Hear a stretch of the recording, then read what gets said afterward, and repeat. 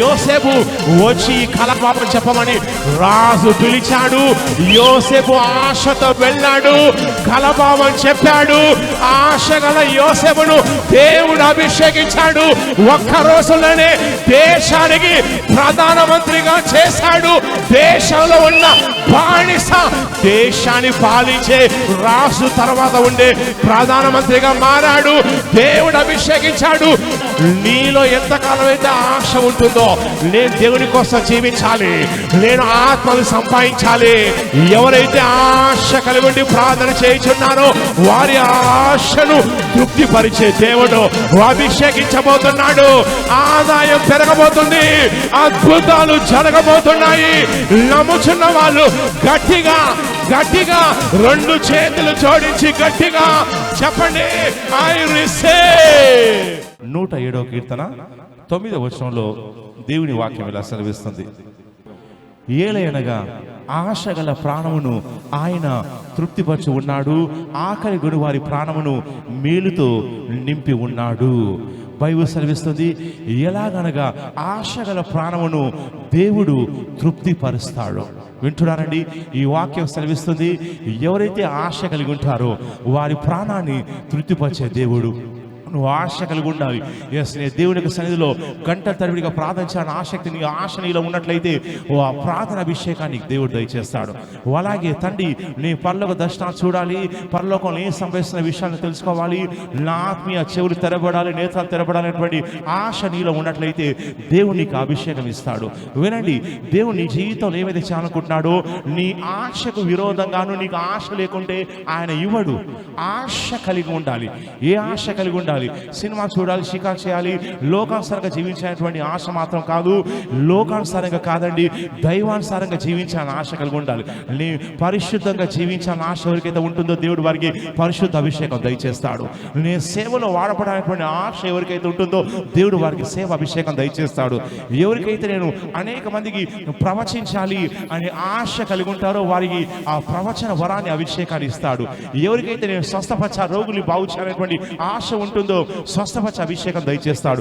ఎవరికైతే దయ్యాలు వెలుగొట్టేటువంటి ఆశ ఉంటుందో వారికి దయ్యాలు వెలుగొట్టే అభిషేకాన్ని ఇస్తాడు.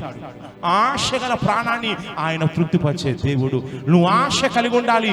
ప్రభు, నా కోసం కాదు, నా జీవితం కోసం కాదు, నా కుటుంబం కోసం కాదు, నేను జీవించాల్సింది నీ కోసం, నీ మహిమ కోసం, నీ తేజస్సు కోసం, నీ ప్రకాశం కోసం, నీ రాజ్యం కోసం. నేను ఆత్మని సంపాదించాలి, నీ సేవ చేయాలి, నీ సంఘంలో స్థిరపడాలి, నీ కోసం గొప్ప సాక్షిగా జీవించాలి. కష్టం వచ్చినా, నష్టం వచ్చినా, సమస్య వచ్చినా, బాధ వచ్చినా కానీ ఏది వచ్చినా సరే, ప్రభు నేను నీ కోసం జీవించాలని ఎవరైతే ఆశ కలిగి ఉంటారో వినండి, అలాంటి వారు ఎక్కడ ఉన్నా కానీ పరిశుద్ధాత్మ దేవుడు వాడిని పట్టుకుంటాడు, వాడిని అభిషేకిస్తాడు, వాడిని వాడుకుంటాడు. రాబోయే రోజుల్లో వారిని గొప్ప స్థాయిలో దీవించి వాడుకుంటాడు, వారిని దర్శిస్తాడు, గొప్ప సాక్షులుగా నిలబెడతాడు. నమ్ముచున్న వాళ్ళు గట్టిగా చెప్పండి, ఐ రిసీవ్ అని చెప్పండి, ఐ రిసీవ్ అని. యోసేపు కొయ్యలో ఉన్నాడు, కొయ్యలో నుంచి బానిసగా వెళ్ళాడు. కానీ యోసేపులో ఒకే ఒక ఆశ ఉంది, ఏంటంటే దేవుడు నాకు దర్శనాన్ని ఇచ్చాడు, ఈ దర్శనం ప్రకారం, కళ ప్రకారం ఒక రోజు నేను గొప్ప స్థాయిలో ఉండాలి అనే దేవుని సంకల్పం ఉంది. ఆయనలో ఉన్న ఆశ ఏంటంటే దేవుని సంకల్ప ప్రకారం ఒక రోజు నేను గొప్ప స్థాయిగా ఉంటానన్న ఆశ ఉంది. ఎన్నో సవాళ్ళు వచ్చాయి.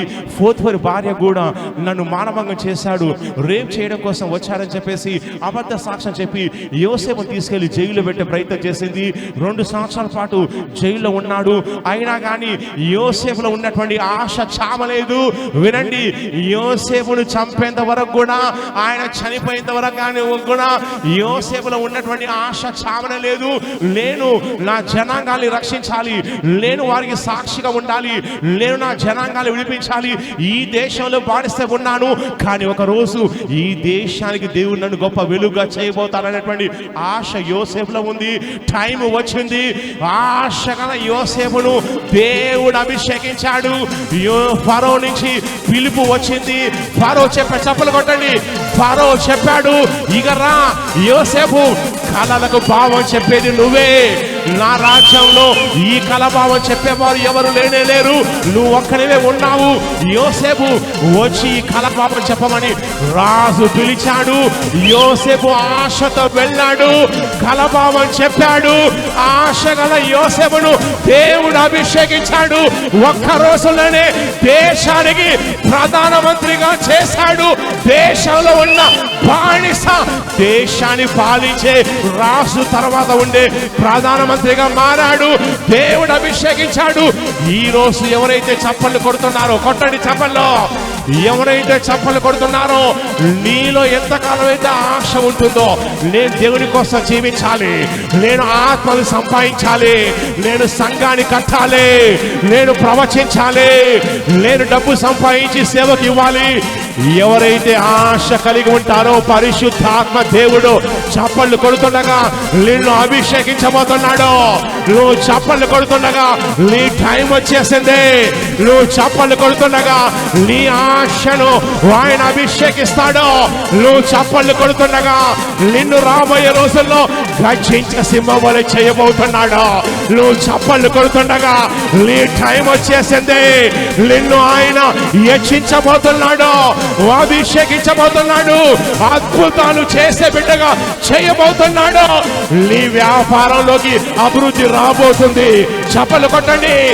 ఎవరైతే ఆశ కలిగి ఉండి ప్రార్థన చేయుచున్నారో వారి ఆశను తృప్తిపరిచే దేవుడు అభిషేకించబోతున్నాడు.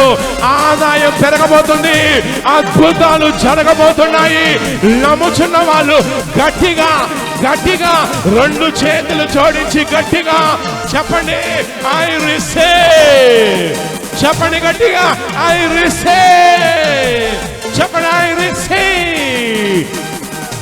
ఆయన ఆశ గల ప్రాణమును తృప్తిపరచువాడు.